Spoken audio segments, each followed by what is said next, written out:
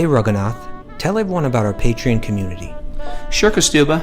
The Wisdom of the Sages Patreon community is an incredible online yoga resource. If you like the type of yoga wisdom and culture we share on the show, then our Patreon community is a great next step. This is a listener-supported podcast, and any level of sponsorship will unlock a wide range of live and archived classes, talks, and even workshops. Raghunath teaches, I teach, and we have a host of other excellent teachers on topics ranging from yoga philosophy, asana classes, storytelling, Ayurveda, kirtan, cooking, meditation, and a lot more. We even have an incredible online Bhakti 12-step recovery group. So if you want to check it out, go to patreon.com/wisdom of the sages. All right, let's get it on. Om Namo Bhagavate Vasudevaya. Om Namo Bhagavate Vasudevaya. Om Namo Bhagavate Vasudevaya.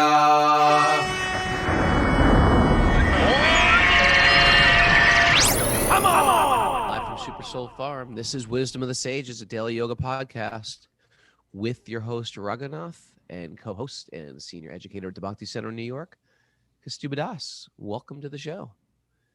And welcome to Friday, everybody. And we are sad to say that Sunday and Monday we're not going to have shows, so we will tune in tomorrow at 8 a.m. for interview day, right? No. Questions Yeah. and answers. Oh, questions and answers day. I was like, is today not Friday? Where am I?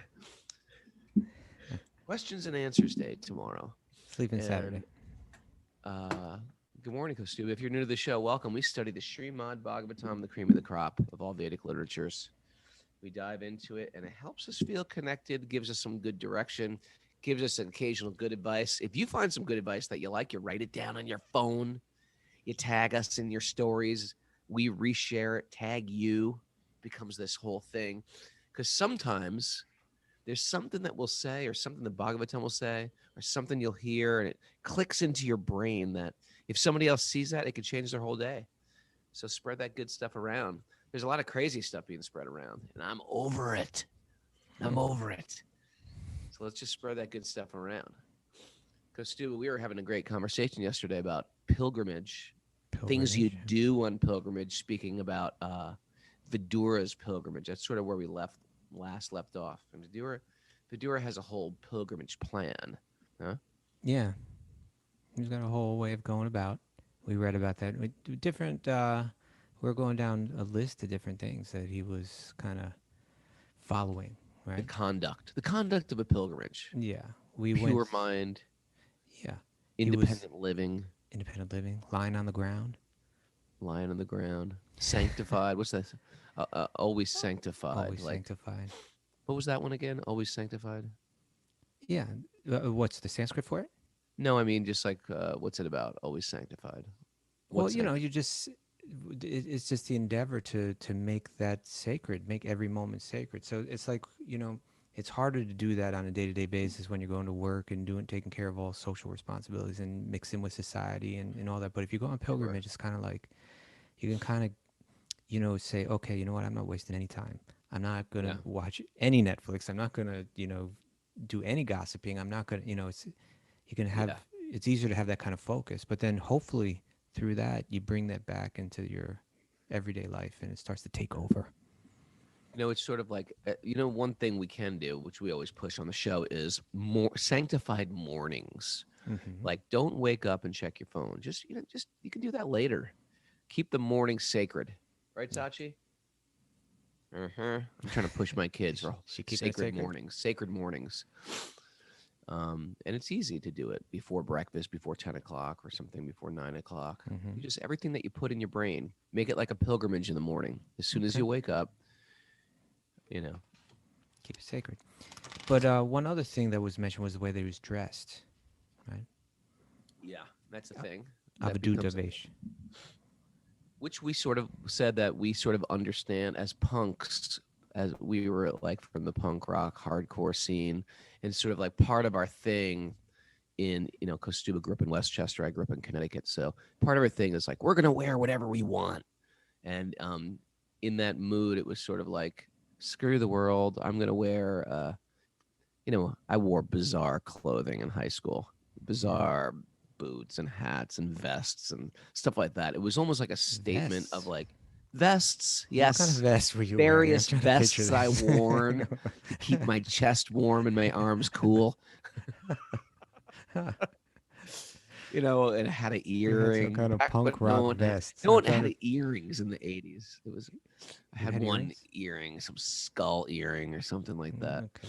But my point was, we're just like everyone, like it was shocking, and to the whole normal Connecticut school, it was very, very shocking. But it was sort of like, you know what? I don't care. I want to be unique. I want to find myself. So we had this sort of like bone in our body, like we don't want to fit in. We're just going to do it. We're going to do it our way. And truthfully, it was sort of like later I came to the temple, and they talked about gross sex and subtle sex. Hmm. And subtle sex is, you know what that is, right? First time I heard that, I was like, oh, I thought I was being a unique nonconformist. It was really just subtle sex. Subtle sex is described as profit, distinction, and adoration. Hmm. And I was like, when I heard that, I was like, oh, I thought I was really unique. I just wanted to be admired. I just wanted to be distinct. Hmm. It's And another so I type thought, of like, PDA, profit, distinction, and adoration. ooh, yeah, PDA, profit, distinction. Those are good ones to memorize, Mara. Maybe put them on the board. Profit, distinction, and adoration. It's called subtle sex. Like you want to be different. So it's not like, and the interesting thing is, in Vrindavan or in holy places, there is still people who look like total nonconformists. Ever see that guy in Vrindavan? He doesn't wear anything except clothing made from the deity's clothing. So Oh he yeah. has like prashad clothing. And if you see how like the deities are dressed, they're like bizarre. Like Krishna wears things I can never wear, like You couldn't pull it off. sequin. I couldn't pull it off. Krishna pulls it off.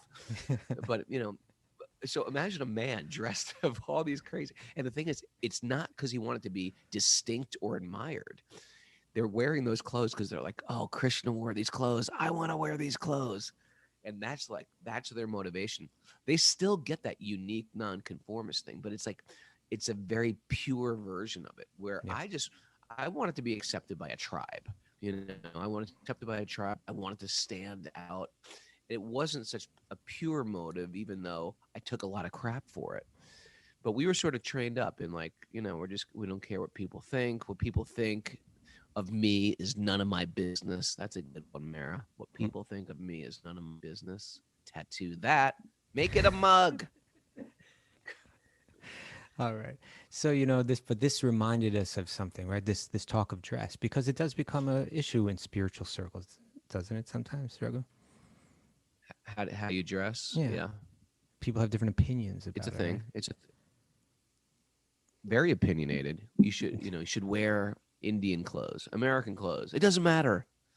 Yeah. We're good with whatever you want to wear. That's our theory, right? Well, here's there's arguments on both sides because when you change your clothes, it can affect your mind. It generally does affect to some degree your mind, right? If you put on certain clothes, you feel a certain way. Did you ever wear all white? Not really.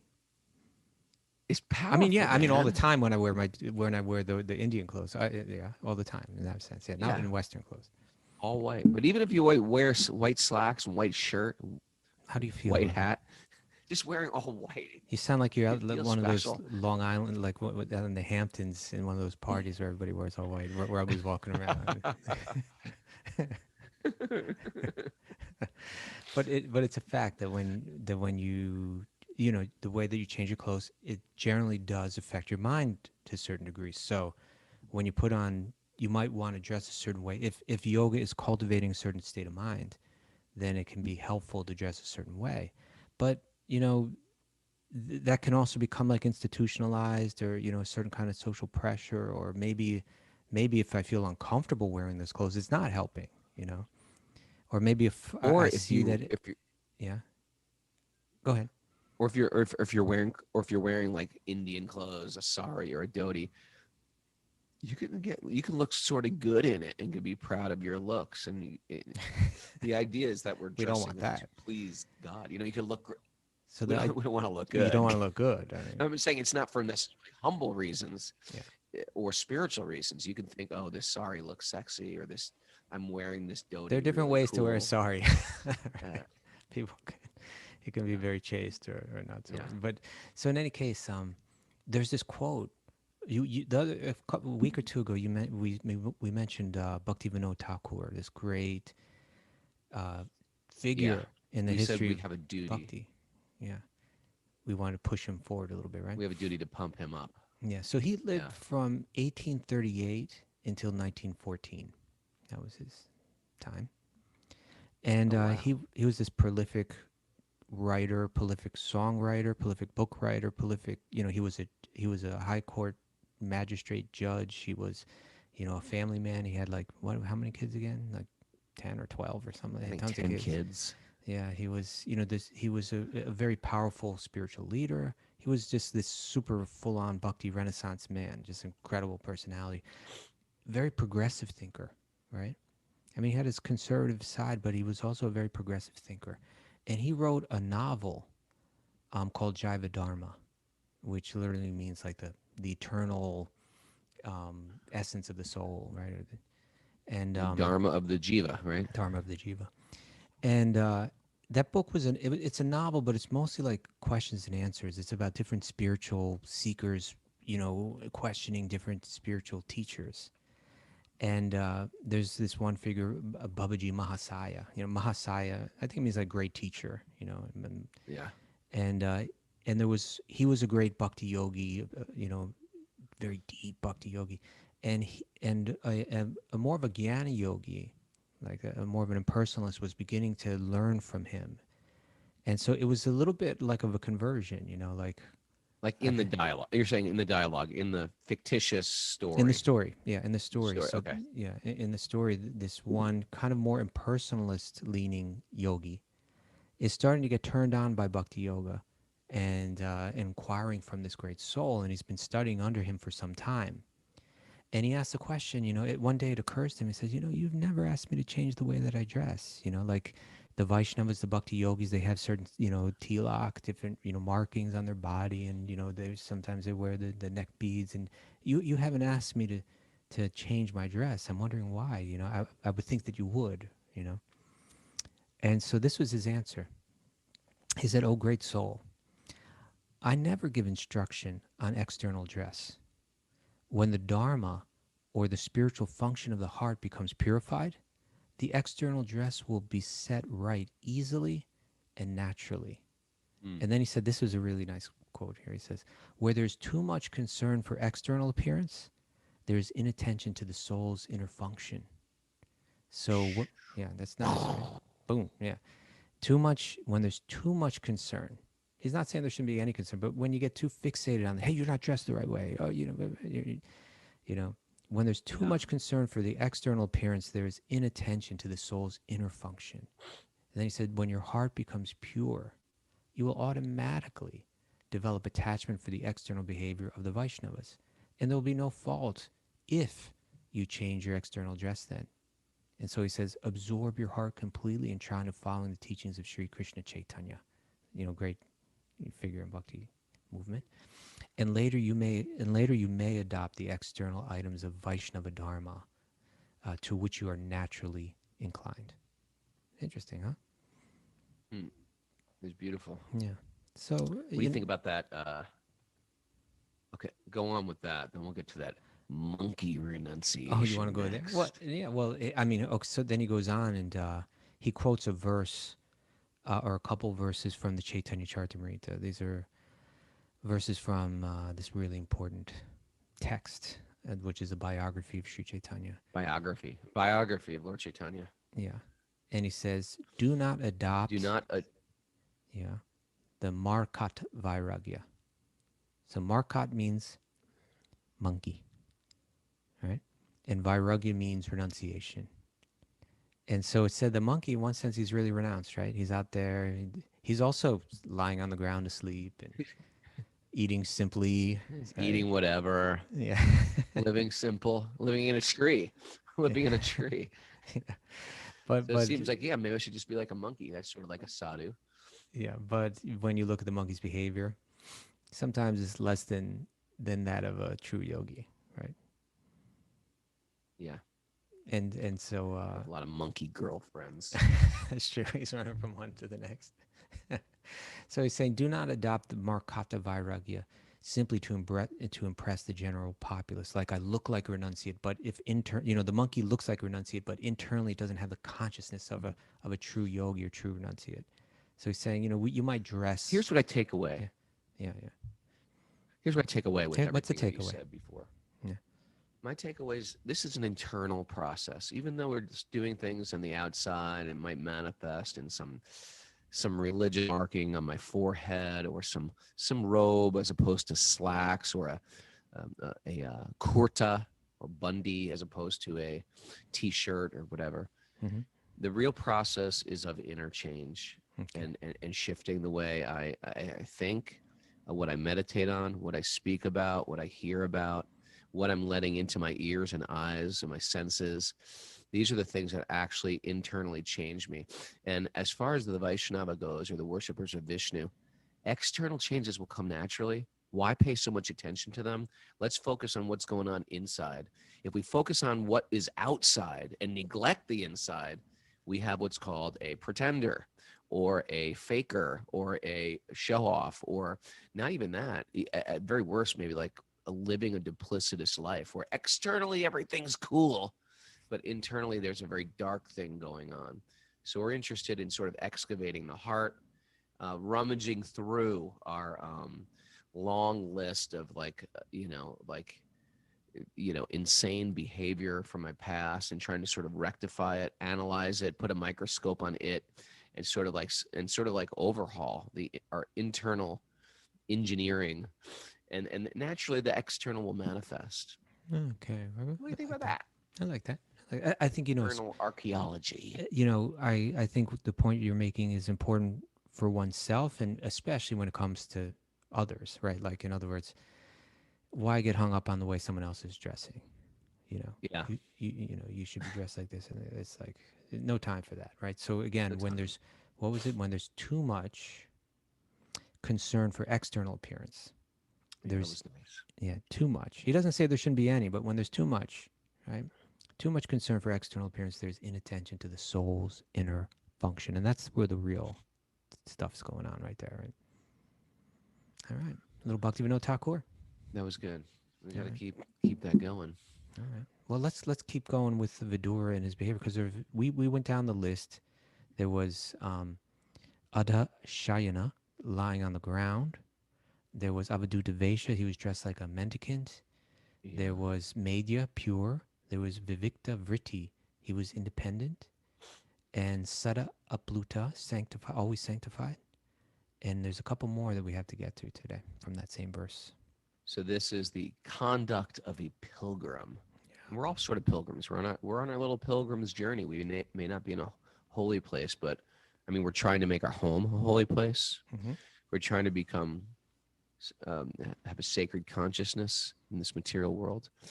And even if we're going into the workplace, there's a way to make like a little snow globe around you, a little bubble where you're sort of like in your little sacred place. Even if it's a cubicle, you got a sacred place. And then when you come out of there, everybody you're touching is being affected by what you're internally cultivating. That's just the way it goes, because we're not living on an island. Everything I do internally to change myself is going to affect my neighbor right next to me. So you want to just continue with that, or you want to get into the... Okay. Well, let's chant the mantras, and then let's continue with that verse. Narayanam namaskritya naram chaiva narotamam devim saraswatim vyasam tato jayam mudirayat. Before reciting the Srimad Bhagavatam, which is our very means of conquest, one should offer respectful obeisances to the personality of Godhead, Narayan. Unto Narayan Rishi, the supermost human being. Unto Mother Saraswati, the goddess of learning. And to Srila Vyasadeva, the author. Nasta prayeshu badreshu nityam bhagavat sevaya bhagavati uttama shloke bhaktir bhavati naistiki. By regular attendance in classes in the Bhagavatam and by rendering service to the pure devotee, all that is troublesome in the heart is almost completely destroyed, and loving service to the personality of Godhead, who is praised with transcendental songs, is established as an irrevocable fact. Om Jnana Tamarandasya Jnananjana Salakaya Chakshurunmidatam Yena Tasmai Shri Gurave Namaha. I offer my respectful obeisances to my spiritual masters who have opened my eyes which were blinded by ignorance with the ointment of knowledge. You prefer the ointment to the torch? Give me the ointment. Give me the ointment. Okay. I got ointment in my eyes. It's good ointment. All right.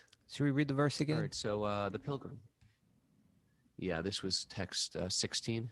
No, 19. 3:1:19. 19. Sorry. While so traversing the earth, he simply performed his duties to please the Supreme Lord Hari. His occupation was pure and independent, and he was constantly sanctified by taking his bath in holy places. Although he was in the dress of a mendicant, he had no hair dressing nor a bed on which to lie. Thus, he was always unseen by his various relatives. What does that mean? He was unseen. Well, let's discuss that. That's the next one. Alakshita svai, without being seen. And then, it by his relatives is what's being mentioned here. He was alone. I mean, we can analyze that. Have you ever wandered off on a pilgrimage alone? Done a little parikrama by yourself? Yeah, definitely. Okay. And did you find that aloneness in any there way? There is a value of just being alone. There's a great value in just being alone, for sure. And that's hard for me to do because I'm very, very gregarious, and I like the company of other people. I think I'm a better person with other people. At the same time, I have to have this time where I'm just alone. I feel very connected at that time too, so I have to break away. Yeah, it's interesting you say that. It's like, okay, there's a value in being alone, in spiritual practice. I think it has a lot to do with because you're alone with God when you're alone, right? You're not putting on a show for anyone else, and you're not, involved with anybody else, and it kind of gives you the, I think our tendency is to continue the dialogue, but then you continue the dialogue with like God within, right? But that, like you said, I'm like you. I mean, I see the value in being alone. I appreciate it, but I generally like to be with other people. Some people actually like to be alone for long periods of time, Yeah. Some people They're don't. excited. They hear about the pandemic and the lockdown. They're like, yeah, I've been dreaming of this. I don't have to deal with I've anybody. been waiting a long time. And because they have generally, it takes a really peaceful mind to be like that, and we may not have that peaceful mind. So like a lot of the yogis kind of external situations, whether it's like fasting or being alone or things like that, they might not be natural to us, but even if we taste them like a little bit, right, they can become part of our practice. I remember, I may have shared this once before, but once there was like once I was kind of new as a monk, and there was another young man that kind of joined us, and he was kind of new to the whole thing. Give me a name. I don't even remember his name, to be honest. And but he had more of that kind of, those samskars, those impressions of like a renunciate. Like it was kind of more natural to him. I think he might have even been practicing like on another path and had been cultivating those things like fasting, and monavrata, not speaking. Yeah, not talking. And I was in a class, and he asked my guru, he said, these practices of monavrata and, vow of silence and fasting, he said, these are things I really appreciate, and I've been practicing, and I feel they've been good for me. But now when I'm with all of you Bhakti-yogis, it seems like that's not so much your thing. Is there a way that I can practice this? And so then, and I thought this was really good advice. My guru said, he said, yeah, you can do that. And he said, when it comes to fasting, he said on Ekadashi, just fast entirely, right? So that's every 2 weeks, the Bhakti yogis commonly not all of them, but in different. It depends what branch of the lineage you're in. But they fast from grains and beans on that day. And he said, Yeah. so on that day, it's once every 2 weeks, just fast entirely. Do your fasting on that day, and really focus on your spiritual practices on that day. And he said, and as far as Mona Vrata, vow of silence, he said, when you sit down to chant your japa, when you sit down to do your meditation, it's a 2-hour thing. And he said, in those 2 hours, don't talk to anyone, right? In those 2 hours a day, don't, Sure. just 100%. I do, if you come, I'm going to put myself in a place, and, if someone comes up to talk to me, I'm just not engaging. This is my time. So that was a way to take those principles, kind of apply them in So, a so in a it's limited different way. than my poor chanting habits, Mine chanting as and well. driving, chanting and playing chess, chanting and watching Chanting and TV. playing chess. I haven't heard that Chanting and playing chess is a good one. I chant some of my best rounds during chess. one. So yeah, but but I was thinking more like your prikrama where you're alone. Just like you don't have to be alone for long extended periods of time. But if every day you spend a little time alone, or if every now and then you spend a few hours alone or whatever, that can be helpful. Right? Yeah, yeah. When you make that commitment, Yeah, not and to not to start gabbing first thing in the morning. And for me, I tell you, it's very difficult. But it is to sort of get away and get. Truthfully, I like driving for the same reason. Driving, I just get alone. okay, and you have some spiritual And you have thoughts some at that time. spiritual, you get to sit with your thoughts and I Yeah. pray. Well, yeah. Well, I think that's kind of was Vidur's situation, right? He was not only a man that had like a lot of social responsibility, um, but he had like a lot of political. He was deeply enmeshed in the political world, and so now he's alone. Right now now he's free of all that, and trying to go more deeply within. And when it says by his relatives he wasn't seen by in other words he wasn't recognizable anymore. He wasn't dressed the same. His hair was different. His clothes were different. And he had wandered off to different lands. So he wasn't being recognized by his relatives. In other words, he wasn't being, through that, he wasn't getting caught up in all the stuff that he was walking away from. Kaustubh, one other thing about, when I lead a pilgrimage, sometimes people say, oh, I'm going to go with my wife or my girlfriend or something like that. And, oh, now they can't come. For some reason, they can't come. I find sometimes going on pilgrimage, it's good if you don't know anybody, because you come into the group and no one's there to hold you to something you were in the past. Right. No one knows you. And even for that 2-week period, you can sort of like reinvent yourself. Like, this is myself now. Whereas if someone's there from your past, even someone you love, Right. they're like, well, what are you doing? What are you doing with this alpadan or chanting or singing loud in kirtan? It's almost like they want to keep you in the past sometimes. And so I always say, go by yourself. Trust that the people you're going to meet are the people you need to meet. There's not, your past is finished, and walk into sort of like an experiment for 2 weeks of trying. I always say, try on a new identity. It's a 2-week experiment. Try on a new identity and see how it works, where you're completely absorbed in spiritual life. And if you like it, like, you don't have to do it. You don't have to do it forever. You got to make that little statement, disclaimer. You don't have to do this forever, but for a 2-week experiment, dive really in, see what happens, and then go back home and try to like integrate what you liked and what you didn't like, and take some of that into your life. And I find that sort of like a good way to frame it. Otherwise, people think like, well, what am I getting into? This is too crazy. But if you come alone like that and you just like dive in, no one's holding you back and no one's there to judge you. You can actually experience sort of like a new existence with a new identity. And, our whole thing in spiritual life is I have to shed these old costumes I've been wearing. And a lot of us really are attached to a costume, and it's a costume of our career, costume of our, I'm a landowner, or I'm my occupation, or a husband, or a business person. We have an idea of who we are according to that temporary designation. And in pilgrimage, it's all about, what is your real designation? What are you actually? and stepping into that and see how it feels. And then see if you can bring that part of it home with you, all of it home with you, a piece of it home with you. Nice. And then you build it block by block like that, right? Yeah. I like that. I like that. Okay, so that's so Vidur's again, lying on the earth and dressing like a sadhu, and he's alone, and he's keeping pure and sanctified and independent.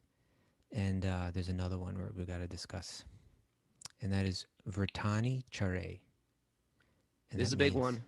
yeah, there's so much here. He was following vows, right? He was taking vows and following them, right? As part There's of his always practice. there's always like vows. Vedic culture is all about a vow. A vow. Take a vow. Yeah. Right? You don't. I guess people have vows. I'm trying to think how, Marriage people have a vows? program. I do CrossFit every day, or I do jogging every day, or I do something every day. Mhm. But that's how we change. We change by doing something on a regular basis. Even bad things. We have a habit, we have a thought, right? It becomes an action. The action becomes a habit. The habit becomes the regular, it becomes me. I become my habits. And that's a problem, or it's a wonderful thing, depending on what those thoughts are. It sort of starts in that chain. Yeah. But they say that the repetition is a mother of mastery. Oh. I like that. Say that again. Repetition. Could you repeat that, please? Repetition is the mother of mastery. Of mastery. I like And that. we talk about, and I say this a lot, but like in a yoga class, an asana class, we always say, "Oh, you've got a really good practice," or "She's got a really good handstand practice." And like everything that we're doing in this world is a practice. If you got a good handstand practice, that means you practice it. That's why you can do a handstand. If I say handstand and you just jump up. So you don't get that way randomly. You get that by a very focused practice on a day-to-day basis of falling down, getting up, falling down. And so everything in our existence is a practice. My diet, or the how I eat, if I overeat, if I eat late at night, if I skip a meal, or if I fast, those are practices. We don't realize like our habits are practices. And then what happens is it becomes us. That's what you are. And so in the Vaishnav culture, Sanatan Dharma culture, Vedic culture, there's always sort of like a little prod. Hey, this way. Create a practice, create a vow that every day for this month, you're going to do this. And that's and when you do things 3 weeks in a row, 4 weeks in a row, it sort of changes a habit. It's very powerful what you can do in 3 weeks or 4 weeks. It sort of changes you. And it's sort of like, I know from like doing that fast, on December 1st, it's sort of like, it got me out of my old identity. Like I'm getting out of shape, and it sort of gave me a new mindset of who I am, a new identity. And from that good habit of practicing of 3 weeks of fasting and cleansing, it was like a Raghunath recalibration of diet and health and physical activities and my yoga practice and stuff like that. Yeah, well, it's like that's why vows can be so important, right? It's like basically we're existing in this machine, right? We have, we're the soul, and then we have this body that we're moving around in with its mind, and the machine, tends to take over, right? In the programming of the machine. So like you had the right, like for instance, what you just described on December 1st, you did this like intense diet, right? How long you go? 3 weeks? 21 days in fasting. 21 days, like just liquids, was it, or something like that? I did like broth and juice, but mainly water. Okay. Mainly just water. Okay. So anyway, that's an example of how like you might have understood it would be like, here's the conception, here's the idea that if I fast for a while, it's going to be good for my health. All right, simple idea based on truth, right? But if you just kind of leave it to your own impulses, you're likely not to follow that on a daily basis, right? You might follow it for a couple days when you're Maybe. inspired. Yeah. But on day 4, you're like, I don't want to do this. Are you crazy? They're having cupcakes. You know, it's like, Yeah.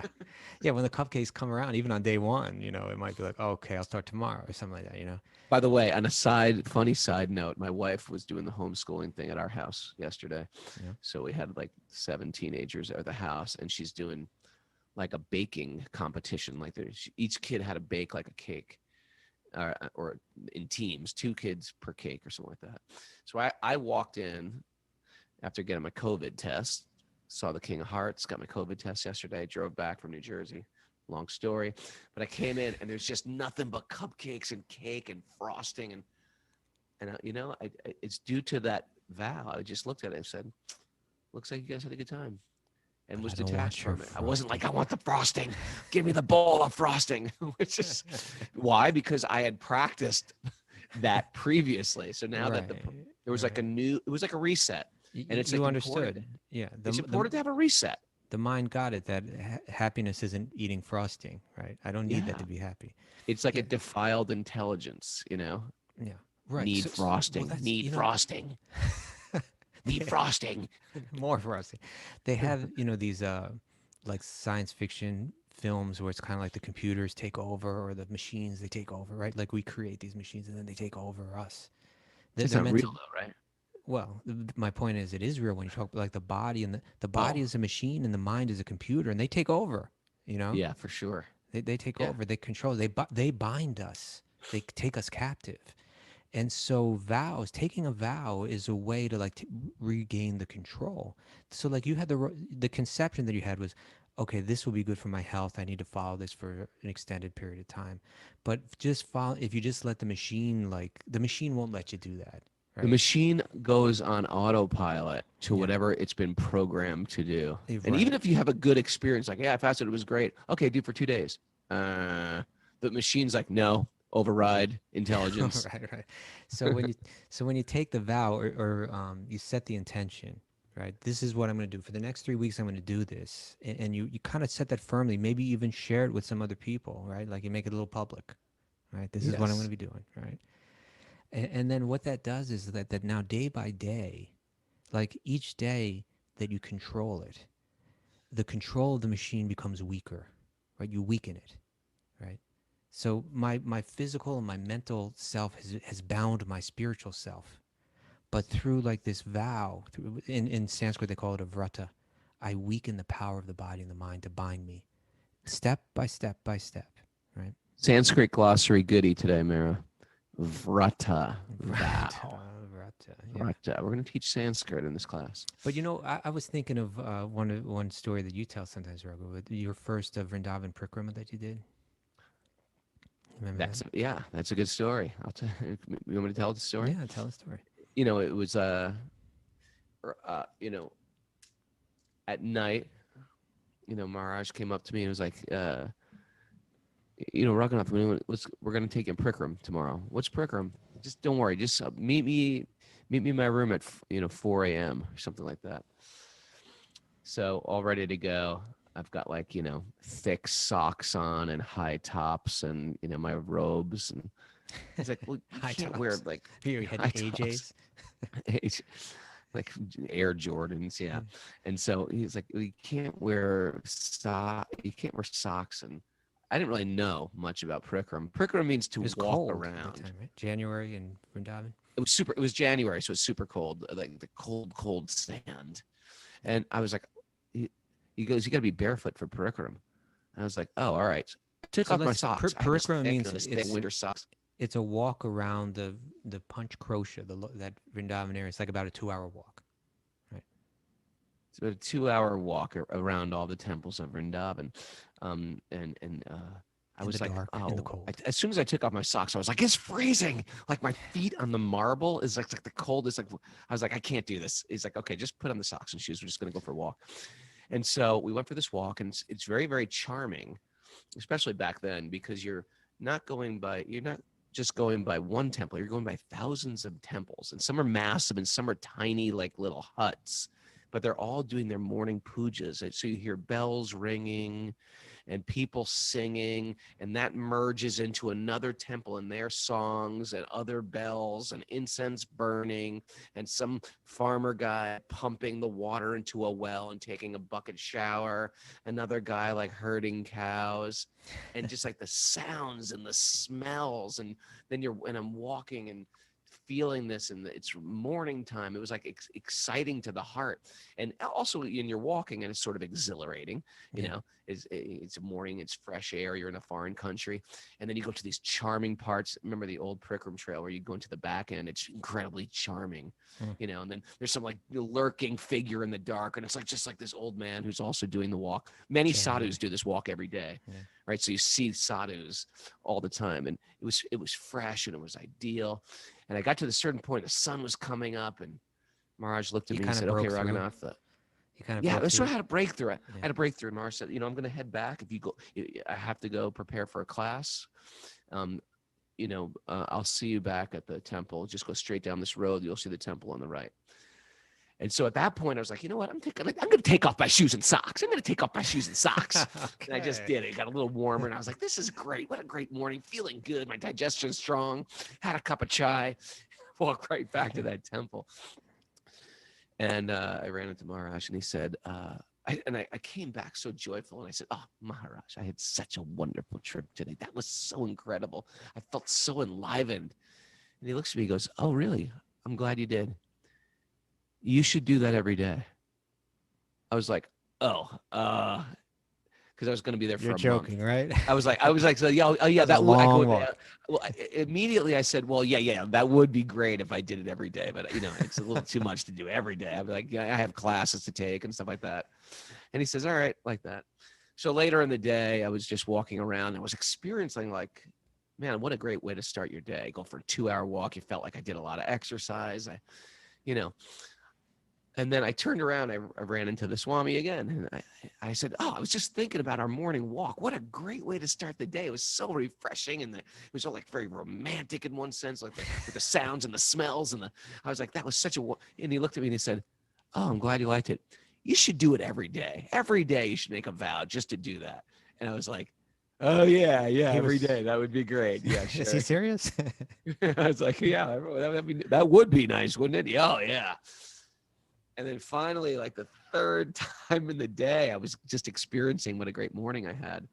And sure enough, I walked by the Swami, and he goes, I was like, I was thinking about our walk. He goes, "Every day, Raghunath, every day."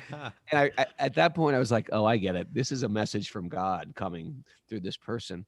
And I said, all right, I'm going to do this every day. So every day at 4:30, we'd go to the Mangal Artik in the morning, and then I'd just walk alone. And it's that aloneness. And I started slowly taking off the shoe, taking off the sock, but leaving the shoe, or then doing it barefoot and just dealing with the cold. And then going fast. And every day I make a vow to like walk into a new weird temple and go to their morning program and then leave it. And no, it's like because you meet interesting sadhu people along the way. Interesting sadhu, right? They're all interesting. They invite you in. You wander in. They give you some food. You wander out, and you try to talk to them in broken English and broken Hindi, and it just became a thing. And then there's certain days where you didn't want to do it. And on those days when the mind is weak or the heart's not strong, you do it anyway. And that's where you have these massive breakthroughs. Yeah, because you took the vow, right? So based on your mind or your impulses, that thing and we should say this, that I also did the same thing, right? I would go every day. You go to Mangalarti, which means, from like 4 a.m. till 4:30, kirtan in the temple, beautiful. Yeah. It's still dark and it's real cold. It's cold and it's dark. It's sometimes a little scary. It's like, where am I? I'm in a foreign country. I don't know anyone. Totally, right? It's like you see these like shadowy figures. Especially at Keishigat, right? I was going to say that. Yeah, when you got to go through those little tunnels and everything. There's one place, if you're not familiar with this, right where the Yamuna meets like a castle. Like there's like a castle built into the Yamuna. Sandstone. Sandstone. And you got to walk through these tiny little doorways and like almost like little tunnels. And they open up, and then you have a bathing got with all the steps. And there's like 640 monkeys hanging out at 4 a.m. and they're just like sitting there. And I remember I was with Dustin from Jai Yoga in Albany. Yeah. And I'm taking him on his first Pilgrim, and it's a little scary because there's still no light. There's fog coming from the Yamuna, there's just like people huddled in blankets making fires, and then we're about to go into this tiny little black dark doorway, and he's like a sort of a big guy covered in tattoos, and he puts his arm around me and he goes, "Hey Raghunath, I'm scared out of my mind right now." I was like, it's gonna be okay. We're gonna make it through this tunnel. What's the worst that could happen? In that tunnel, there's like a drop too. It's like you could easily just India doesn't always have like railings and stuff like that. So your mind, if you left it up to your impulses or to your mind, you wouldn't do it. But this is the point that I was going to make. So I would also do that. Go every day, and those experiences, I think for both of us, for both you and I, we could say because we would go every year. So every year you do it, and it means we did, hundreds and hundreds of those Vrindavan Parikramas early in the morning, chanting our rounds, feeling that atmosphere, seeing all those other people every day, because it's amazing, right? Doing their vows, right? Like you come back 10 years ago, for the past 20 years, I've been doing this parikrama, and every time in those 20 years I come back, this person is chanting their japa right there, It's interesting, isn't it? Yeah. It's very cool. Yeah. I remember going to Govardhan doing the same thing. I see this guy reading the Ramayana at Govardhan every day. Came back 7 years later, still there, reading the Ramayana. Like, that's their thing. So there's still a guy I see. There's still a guy I see at doing Punch Krosh Vrindavan Parikram who walks around. Ever see that guy who plays the Wampers? Bom, bom, bom, bom, bom, bom. Just walks around that hill every day for like 40 years. Yeah. And so those experiences really shaped us. They really, had a tremendous influence on our spiritual practice. And so that, that repetition, that, I take a vow and then I repeat something, and something that is maybe foreign to me, or even seems like tedious, it's repetitive and it's tedious, gradually, it becomes your nature. It becomes, your mind becomes accustomed to it. Sure. And what's mechanical, gradually becomes something that's magical. Just like a pianist or something like that, right? You play piano, it's all these drills that you have to do, the scales you have to do. It's boring, it's tedious. It's what's going on right here. I'm seeing these same faces here on Zoom every day. They're showing up. Kylie, Mike Conway, Richard O, Sarah Koretsky. It's like every day these same faces. And every day it's sort of like when you go into, and we were talking about this yesterday, when you go into the world of, I want to go on a yoga retreat, I want to enjoy a yoga retreat, which is different than I want to go to a seva retreat where I'm just doing seva. Mm-hmm. You might even get attracted to wisdom of the sages because, well, I'm a yoga teacher and I could use some of this stuff for my yoga class. You know what I mean? You could think this is going to help me with my Dharma talk. That's one way to approach it. But after a while, you could think, well, actually, this is affecting me in a deep way. And then after a while, it's like, Raghunath told this funny joke and it's funny or entertaining, whatever. I'm going to learn something mystical or I'm going to laugh about something. And then all of a sudden, Raghunath's not so entertaining one day or after a few, and you're sort of like, oh, this is boring. And you could sort of shift for a while. But after a while, whether you like the show or you dislike the show, or you're going to use it for your yoga class, or you're not going to use it for your yoga class, or you find a good quote that they said, or they didn't say anything relevant today. It's that showing up every day anyway that starts to like lock into a person's, and it becomes part of them. The Bhagavatam becomes their sounding board for the gold standard of reality. That's what we have. Every time we hear another person talk about their philosophy, you'll be like, well, let's see what the Bhagavatam says about that. We'll use it as the sounding board of what is life about. Yeah. When people give you their opinions on life, etc. Go ahead. I was just saying that's what's happening to all of us right now. Or the Bhagavatam is shaping our thoughts and our mind and our reality.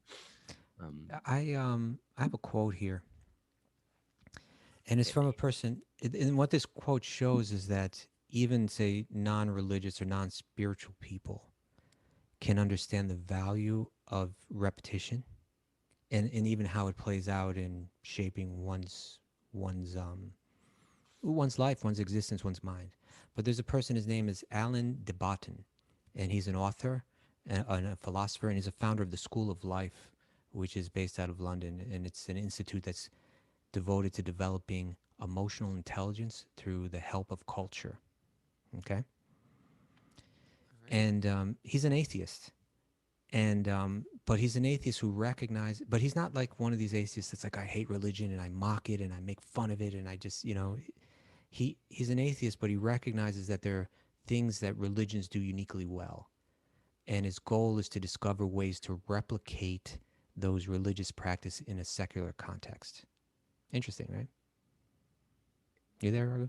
You Yeah, with I me? am. But whenever I hear about that, I'm always like, why? If there's nothing, if there's no God, Well, why? you don't have to go that far, but at least appreciate that he can, without, he doesn't have that faith, but he can appreciate, hey, religion or spiritual practice can do a lot of good for a person, and they've got methods that work, you know. So this is what he said. He said, religions are quite alive to the need for repetition, which is something that secular culture is quite deaf to. They're very alive to what the Greeks called a weakness of will, which is really the phenomenon where there's lots of things that we theoretically believe, Mm. but that are dead but that we're dead to in our hearts and our minds on a day-to-day basis, because we have not been vividly reminded of them, right? So like, I'm going to do this every day, and I'm going to more vividly remind myself of this truth, of this valuable idea through repetition. So he went on, he said, there's a difference between theoretical and active knowledge, and religions are alive to that distinction and are keen to make certain bits of knowledge active. And this is why they're constantly repeating things, constantly getting us to do things in order to bring these theoretical ideas to life. Much of what constitutes religious life is ritualized life, and there's a massive distinction with secular culture, which leaves it to the individual to feel things according to their own calendar and their own impulses. Right? So when we say, hey, this is valuable, that I bring my mind to this, that I expose my mind to this, but then we take a vow, and we say, I'm going to do it not just once, I'm going to do it every day. I'm going to do it again and again and again, and I'm going to weaken the power of my mind over me and allow these beautiful, dynamic, spiritual, Thoughtful. Thoughtful. actually, it's a way of becoming thoughtful all the time. Just like the piano player, it's a tedious thing in the beginning, but then it becomes second nature and it becomes easy, and spiritual life means being thoughtful at every moment, not it, actually not being mechanical or not being controlled, but being thoughtful. But being thoughtful, it's hard, it'll become more natural to us when we begin to practice it on a daily basis. I remember once I was, this is interesting. I was, I was at a friend's, it was at Eddie Stern's place at the old Broome Street Temple. And he had brought in a guest speaker who was a person that I admired. It was the first time I met him. He was a person that I admire now. He was a Bhakti-yogi from a different lineage. I'm not going to mention his name. And I was just meeting him for the first time, and he gave a talk. Eddie introduced the two of us because we're both Bhakti-yogis and have a lot of similar experience. And then, there's, I don't know, 100 people there, and I was sitting there right in the front with Eddie, and the speaker was speaking. And I picked up that not about 11 times in this talk, he subtly dissed our lineage. Right? It was in different ways. It was no one else there picked up on it, but it was clear as a bell to me. Did he do it intentionally to hurt? It had to be intentional. It absolutely had to be intentional. It was one thing he said about Rupert. He for instance, I'll give you an example. There's a story about, sometimes generally they say Sanatana Goswami, that Mirabai, who was this princess, but a Bhakti yogi, that she wanted to meet Sanatana Goswami, who was he was like a monk, he was like a renunciate, Yeah. And so she wanted his audience. And as a renunciate, the last thing you do is like, you know what, I don't associate with beautiful princesses, Yeah. So he wasn't, I don't want to go into that materialistic world. This princess wants to meet you. It's all the time some materialistic person wants to get some material blessings from a sadhu. I'm not interested in that. Yeah. So at first he refused her, and he said, I'm a monk and I don't associate with ladies like that. And then he said, and then her response was that, I thought that in Vrindavan there's only one male and everyone else is female. Yes. In other words, that anyway, there's a whole lot that can be said about that, but that's an idea. We are all ladies, and there was only one boy. Yeah. It's Krishna. And so when he heard that, he said, "Oh, she's for real. She's Right. not just coming here for some materialistic blessing or something like that." And then he Yeah. met with her. So when he told that story, he told it like he was just totally materialistic, and when she said this, it just kind of blew his mind. And it was in any case, it was one thing after another like that. And one thing he said was about chanting japa, regularly, like taking a vow to chant a certain number of rounds, right? Which is a very common practice in our lineage. And as a matter of fact, in the initiation into the lineage, you take a vow, how many rounds I'll chant daily.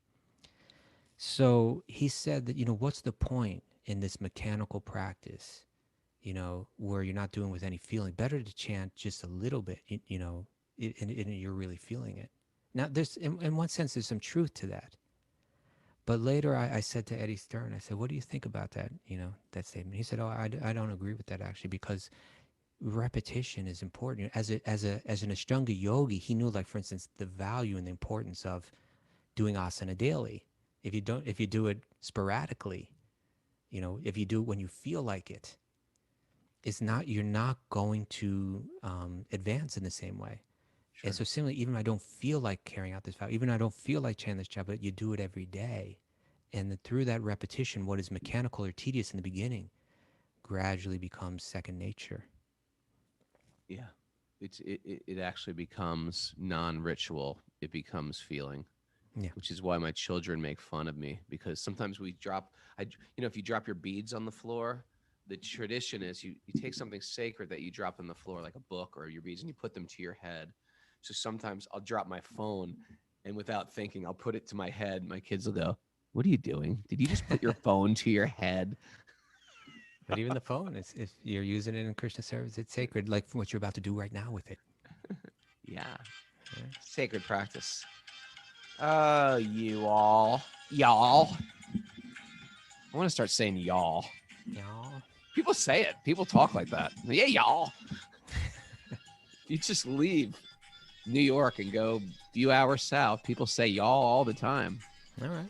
Thank y'all for coming. Come on back, y'all.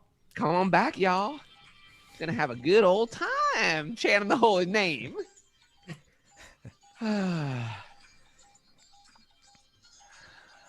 Tomorrow.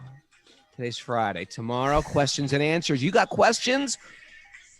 We're going to try to answer them. You got to send them to Mara at wisdomofthesages108@gmail.com. We will answer your questions. If you're watching us on YouTube, which some of you do, make sure you comment, subscribe, share it with friends. That's how this thing gets popularized. All you got to do is hit the share button. It's not a lot of work. I'm not asking you to dig ditches or, take out. It's just simple stuff. You hit share it with people you think want to hear stuff like this. Maybe they should do it every day. Take a vow. Yeah, take a vow every day to share some wisdom. Another thing is, it's Friday. Friday's Tell a Friend Friday. Tell a Friend Friday means take something from the show or share it with 3 people that you know that are sitting on the edge of your spiritual life and say, hey, I heard something today I think you might like, and then share it with them. What do you think about that? All right. There's people out there that want to hear stuff.